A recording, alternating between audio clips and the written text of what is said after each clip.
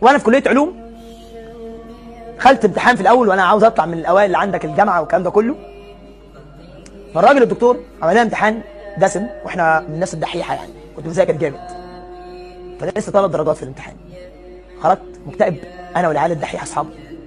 اللي نقص مننا درجتين، نقص درجه وانا نقصت 3. خارجين في اكتئاب شديد جدا. ولقينا واد زميلنا هو جاب 3 درجات في الامتحان كله وباقي كله غلط. خارج مبسوط قوي. يا مبسوط على ايه؟ لا ده احنا قلبك عندنا اكتئاب. الواد ده كان دماغه عندك يعني عادي مفيش اي مشكله.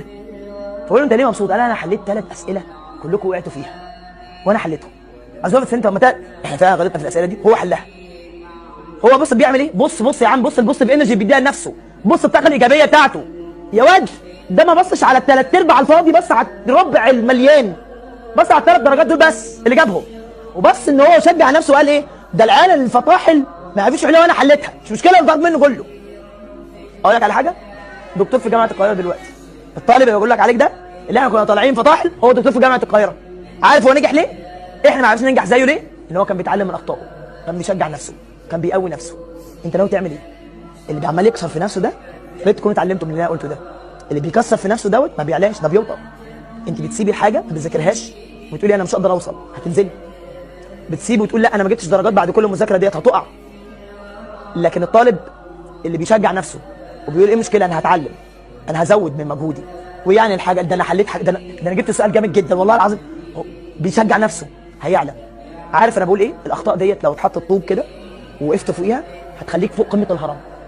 اخطائك حطيتها تحت جزمتك ووقفت فيها واحده واحده هتبقى فوق قمه الهرم، اعلى قمه.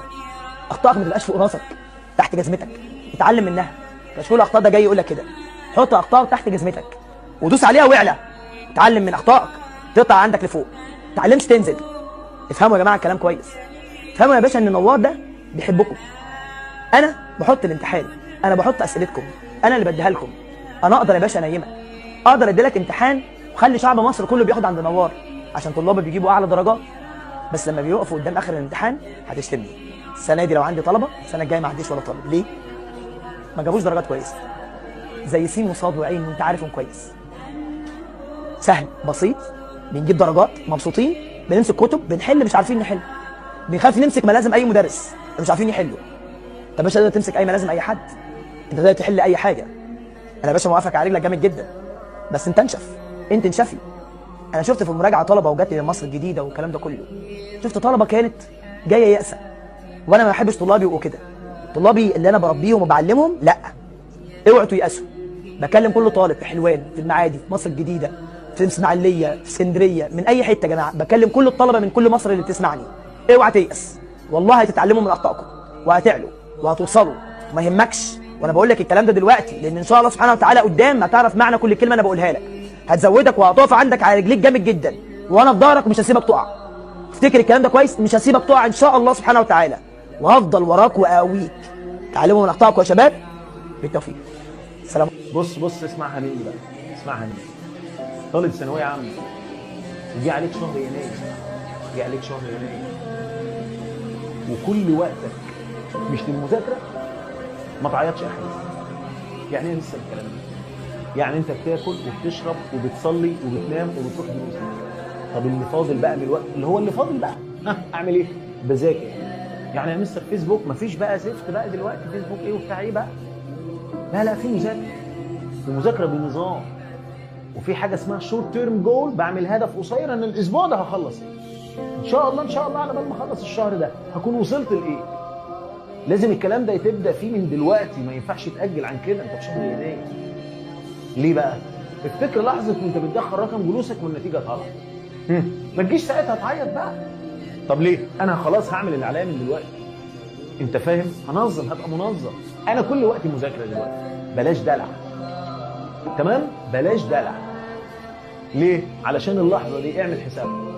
وانا بشوف مجموعي هتيجي ساعه، لا بس انا تعبت في شهر 4 وشهر 5. ما انت هتنجح شهر 4 وشهر 5 دول، هتنجح. انت عايز تنجح، ده املك انك تجيب 57% ولا انت عايز تجيب فوق 90%؟ ابدا من دلوقتي بقى، ما فيهاش هزار. او مثلا بتحل فيه اي ماده معينه خلاص كده وامسك وتهبد ويطلع صح. بيحصل الحوار ده يا جماعه، بتحل مثلا في حته معينه ويطلع صح، مع انها هبدايه بس صح. ركز بقى، على فكره والله والله والله بيحصل في الفاينل. طيب وانت بتهبط في الفاينل بقى، لو طلع الهبد ده صح يبقى ربنا معاك وموفقك وميسر لك الدنيا وامك بعيالك. خلاص، واحتمال يطلع غلط، ما هو الاجابه من 4 صح ولا ايه؟ احتمال انك تختار الصح كام؟ 25%. فلو طلع صح يبقى انت ربنا موفقك وميسر لك. خلي بالك كمان حاجه يا شباب من مظاهر التوفيق، انك مثلا قبل امتحان الاحياء قاعد بتراجع كده الصبح وبتاع، وفي صفحه كده انت كنت معلم عليها، اما اقراها في اخر الامتحان. هو ايه اللي حصل ده؟ ده ما حصلش حاجه، ده ربنا خلاك تقراها. والله العظيم ده بيجي امتى يا شباب؟ ده بيجي بالاجتهاد، مش بالعبط والهبل والشغف والكلام ده كله، مش بالدراع. خلي بالك، ولا بتغش يا جماعه. مفيش حد بيغش يجيب 99 ولا 96 ولا يجيب مجموع كده كبير، مفيش. لازم يكون شاطر. غش بس هو شاطر برضه. فاهمين حاجه؟ مفيش بليد ميح يغش يجيب مجموع، استحاله. عارف مش عارف يحل، مش عارف يكتب. خصوصا مع المقال، يعني مثلا ممكن يحصل ده الكلام ده السنه اللي فاتت، لكن في مقال بقى الفاشل مش عارف يكتبه. والله لو قلت له ما يعرف يكتبه، والله بحلف. والله لو مليته في التليفون اجابات ما هيعرف يكتبها لانه فاشل. ولو كتبها ربنا برضه مش هيبارك له، مش هيوفقه، لانه برضه فاشل ما ذاكرش. خلاص؟ طيب انت لو كنت فاشل طول السنه وشفت الفتره اللي جايه تبقى حاجه كويسه، والله والله والله تبقى حاجه كويسه، وتلحق تبقى حاجه كويسه ان شاء الله، وربنا يكرمك يا سيدي. بس الفتره الجايه اجتهد. وصدقوني يا شباب، لو اللي فاتوا عدوا بسرعه فاللي جايين صاروخ صاروخ حرفيا، مش هتحس. شهر في الامتحان، كمان شهر مراجعه نهائيه، كمان شهر واحد بس مراجعه نهائيه. متخيل؟ ويا ما ادراك بقى المراجعه النهائيه بقى شهرين كده. بص من الفضاء بيعدي بسرعه جدا جدا جدا. فالشاهد يا شباب، الشاهد ما يبقاش حد فيكم عنده مجهود ويستخسر في نفسه، ما تستخسرش في نفسك مجهود جسدي او ذهني. هتتعب دلوقتي عشان بعدين تتعب وانت مبسوط، مش عشان بعدين ترتاح خالص. مفيش راحه بعد كده، خلي بالك، ده مجالك في المستقبل. والله ما تتعب بعد كده يا جماعه، بس تتعب في المستقبل وانت بتكلم. تعب بيديك هرمونات سعاده. انا واقف مبسوط دلوقتي قدامكم، بس انا مبسوط من زيكم مثلا. بعمل حاجه بحبها، خلاص كده. في الكليه بروح مثلا تعبان جدا بس بحب الكليه فبتهون عليا. لكن لو انا الكليه مش بحبها والله ما عارف اعمل ازاي يا شباب. تبقى هو الفكره كلها معادله كده يا شباب. لو انت في مكان بتحبه هتجتهد فيه على قد ما تقدر، وهتتحمل ضغوطاته وصعوباته. تمام؟ فتعبك دلوقتي هيخليك تتعب في المستقبل وانت مرتاح وانت مبسوط، خلاص كده؟ يا شباب ارجوكم مستقبلكم والله والله يا شباب متوقف على الثلاث شهور دول. ما تسمعش من اي حد معلش هناك يعني بيقول اي كلام، يقول لك ايه ثالثه ثانوي مش الدنيا، ثالثه ثانوي مش نهايه الحياه. لا، هي بالنسبه لك مش نهايه الدنيا، بالنسبه لك دلوقتي نهايه الحياه. عارف بعد ما تخلص هتقول لك الكلام ده مش مصدرك بيه عشان ما تعيطش. والله والله العظيم. مش كل النجاح طب وهندسه بس، لا، النجاح يا جماعه الثالثه بمجموع كبير له طعم مختلف تماما. وساعات النتيجه انا اللي بقول الكلام ده، خلي بالكم بعد النتيجه بصبرك، بقول لك بصرح بصبرك ليه؟ مش ما تعيطش، ما تتعبش بس. لكن الصح تجيب مجموع فرح اهلك وانت بتفرح. فكده يا جماعه الايام الجايه يلا بينا نكمل.